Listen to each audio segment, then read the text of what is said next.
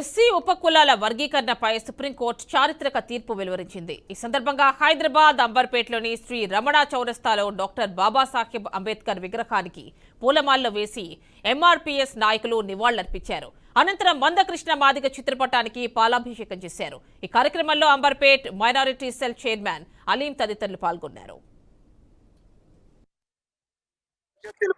మా 30 ఏళ్ల పోరాటాన్ని దృష్టిలో పెట్టుకొని మాకు వర్గీకరణ సాధించినందుకు వాళ్లకు ప్రధానమంత్రి మోడీ గారికి, అమిత్ షా గారికి, వాళ్ళందరికీ మా అభివందనాలు తెలుపుతూ ఈ రోజు మేము 30 ఏళ్ల సుదీర్ఘ పోరాడి ఇలా సాధించుకున్నాము.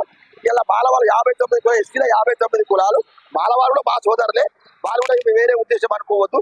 తల్లిదండ్రులు సంపాదించిన ఉమ్మడి ఆస్తిని ఎవరు భాగమాలను పంచుకున్నాము. అది ఇదే అనుకోవద్దు, ఇది చేసుకోవద్దు.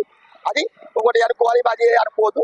ఈ అంబేద్కర్ సాధించిన ఫలాలను అందరూ సమానంగా తినాలని కృష్ణమాదే పోరాడింది. కానీ కృష్ణమాదే ఇంటి కోసం, కుటుంబం కోసం పోరాడలేదు.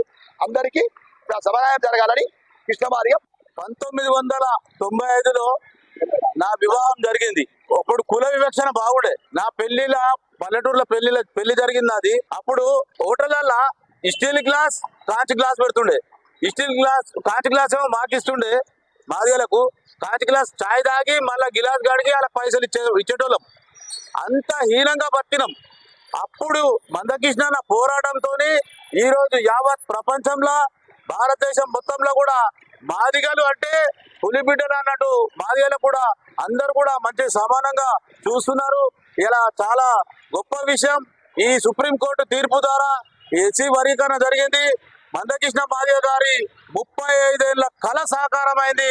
ఈరోజు మాదిగ ఉపకులాలు కూడా ఇలా సంతోషంగా ఉన్నారు.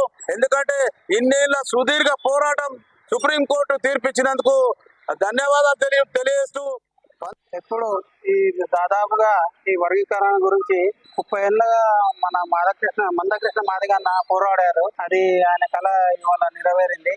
దానివల్ల అన్నకు ఫలాభిషేకం చేశాను వాళ్ళందరూ. నేను ఈ division minority chairman, Amberpet constituency minority chairman. ఎప్పుడు మా మైనార్టీస్ ఎప్పుడు దళితులకు అండగానే ఉంటారు.